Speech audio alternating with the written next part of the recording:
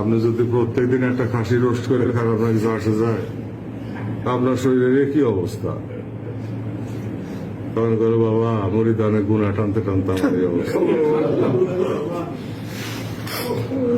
তখন নফিররা প্যাকমোড়া করে খায়, আর ওই যে সে টাকা পয়সা ঠিক মতো না পারে মুড়িদের বাড়ি শহরে নামে, আর টাকা না দিলে পরে দরা পাটের দরা টেনে নাম।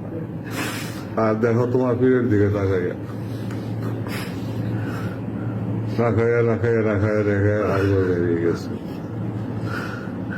তার জন্য তো গেল 45-42 দিন হয়ে যাবে না খাই রইলে।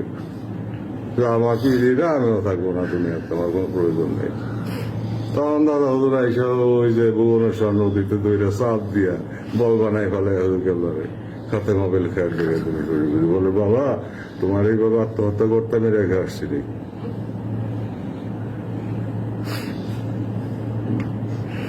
কেমন জেন্দা বলি আল্লাহ আল্লাহ আমর, এ তো রসুল্লাহ সাল্লামের বাণী। তো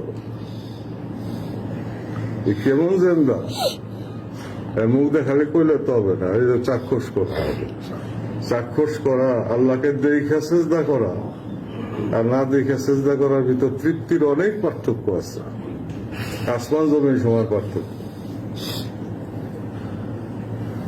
এই জন্য বলা হয়েছে দুনিয়া থেকেই দেখে আসো, মান আরাফা নাফসাহু ফাকাদ আরাফা রাব্বাহু।